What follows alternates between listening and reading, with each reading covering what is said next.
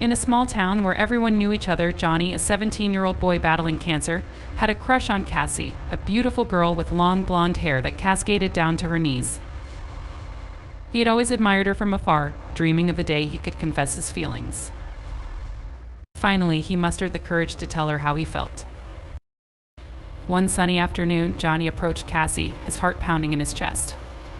"Cassie, can I talk to you for a minute?" he asked, nervously shuffling his feet. Cassie, who was with her friends, looked at him and sighed. "What do you want, Johnny?" she replied, her tone dismissive. I like you, Cassie. I've liked you for a long time," Johnny confessed, his voice trembling. Cassie and her friends burst into laughter. "You? Like me?" Cassie scoffed. "You're so ugly and bald. Why would I ever go out with someone like you?" Her friends chimed in, mocking Johnny. Emily, who was 16 years old and had waist-length black hair, said, "Look at him, Cassie. He's so pathetic." Cindy, 15, with brown hair reaching her butt, added, "Yeah, no girl would ever date him." Amanda, 16, with red hair down to her knees, and Bella, 15, with chestnut hair reaching her thighs, joined in the cruel laughter. Humiliated, Johnny walked away, tears streaming down his face, but his childhood friend Alex couldn't stand to see Johnny treated this way. He decided to take matters into his own hands. That night, Alex snuck into the girls' sleepover. As they slept, he shaved all their heads, except for Cassie. He left the clippers in Cassie's hand, making it look like she was responsible. The next morning, the girls woke up screaming. Emily shouted, "What happened to my hair?" Cindy cried, "My hair. It's all gone." Amanda and Bella were equally distraught. When they saw the clippers in Cassie's hand, they turned on her. "Cassie, what did you do?" Emily demanded, tears streaming down her face. "I didn't do this. I swear." Cassie, who was 17 years old, pleaded.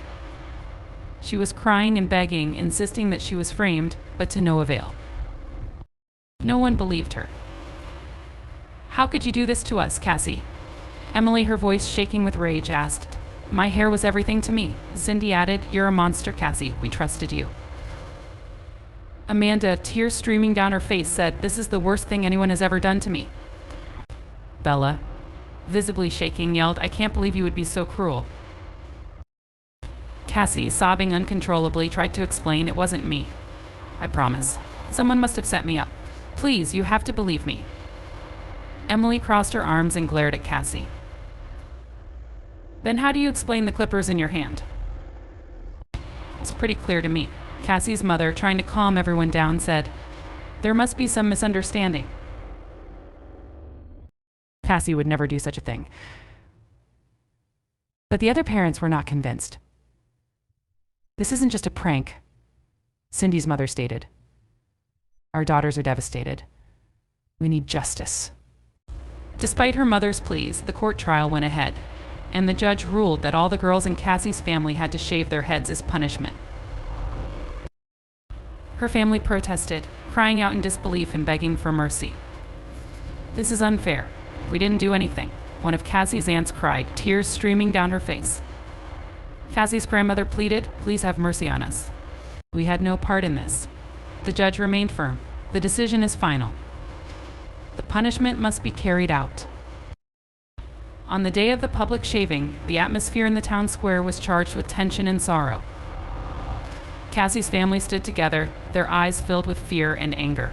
Cassie's mother, trying to comfort them, said, "We will get through this. Stay strong." Cassie's youngest cousin, who was only 12 years old with beautiful long hair, whimpered, "I don't want to do this. Please, there must be another way." Another cousin, 14 years old with hair down to her waist, echoed, "Why are we being punished for something we didn't do?" "This is so cruel," their grandmother, her voice trembling, replied. "We have no choice. We have to do this, or we will never be allowed to grow our hair back." As the clippers buzzed to life, the first girl took her seat, her eyes filled with tears. The crowd watched silently, the weight of the punishment settling over them. One by one, the girls sat down, their long, cherished hair falling to the ground. The townsfolk, some with pity, others with grim satisfaction, observed the humiliating spectacle. Cassie, standing with her family, felt a wave of guilt and sorrow wash over her. She knew deep down that this was because of her, even though she hadn't committed the act herself. Finally, it was Cassie's turn. As she sat down, the clippers buzzing near her ear, she closed her eyes and let the tears flow. Her long, golden hair fell away, strand by strand, leaving her head bare and exposed. After the public shaving, the family gathered together, trying to find comfort in each other's presence. The townspeople watched as the girl's hair was burned in a bonfire, a symbol of their humiliation. Cassie's grandmother, holding her now bald granddaughter, whispered, "We will get through this. We are strong, but the damage was done." The humiliation was too great, and the family decided to leave the town, hoping to find peace elsewhere. In their new home, Cassie's punishment continued. Every week she was taken to the basement, where her head was shaved again, a constant reminder of the cruelty that had led to this. After 2 years, Cassie's head remained completely bald, desperate for a chance to grow her hair back. She decided to go to court and plead for mercy, insisting that she had repented and would never repeat her actions, even though she maintained her innocence. Standing before the judge, Cassie, now 19 years old, said, "Your Honor, I have learned my lesson. I haven't done anything wrong, but I've paid the price. Please allow my hair to grow back." The judge looked at her sternly. "The girls whose heads were shaved have only one solution: for you to remain bald for life." Cassie, feeling a surge of desperation, responded, "I'll go to the families of the victims and ask for their forgiveness." "If they allow it, will you reconsider?" The judge nodded. "If the families consent, you will have to shave your head for 1 more year to learn discipline. After that, you may be allowed to grow your hair." Determined, Cassie visited the families one by one. Approaching Emily's family, she said, "Please, I'm begging for your forgiveness. I didn't do it, but I've suffered. Will you let me grow my hair back?" Emily's mother, with a stern look, replied, "Why should we believe you now? Our daughter's hair is still growing back." Cassie, with tears in her eyes, responded, "I understand your pain, but I promise I've changed. Please give me a chance." Emily's father, softening a bit, said, "We need to see more proof of your change. It's not an easy decision for us." Next, Cassie went to Cindy's family. "I'm truly sorry for what happened. I know it hurt you all deeply. Will you forgive me and allow me to grow my hair?" Cindy's sister, her eyes filled with anger, said, "You think a simple apology is enough?" "My sister cried for months." Cindy's mother, more compassionate, said, "If you're sincere, we might consider it. But it won't be easy for us." At Amanda's house, Cassie pleaded, "Amanda, I know you suffered because of what happened. I'm asking for your forgiveness so I can move on with my life." Amanda, her red hair now shoulder length, looked at Cassie and said, "It's hard to forgive, but I see your sincerity. I'll consider it." Finally, at Bella's home, Cassie said, "Bella, I'm truly sorry.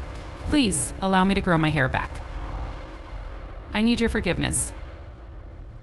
Bella, tears in her eyes, replied, "It's not fair what happened to any of us. I'll think about it, but I need time." After meeting with the families, Cassie returned to the judge. "I've spoken to the families," Cassie said. "Some have forgiven me, some need more time. Please let me shave my head for 1 more year and then grow my hair." The judge replied, "If even one family refuses, I will reject your request and you will remain bald." Cassie, determined, responded, "I will convince them, Your Honor." The judge sighed. "You will need to file another petition and attend a new hearing in 2 years. Until then, the case is closed and you will remain bald." Desperate, Cassie pleaded, "Please give me a chance. I'll do whatever it takes to prove myself." The judge shook his head. "This is the final decision for now. You may reapply after 2 years."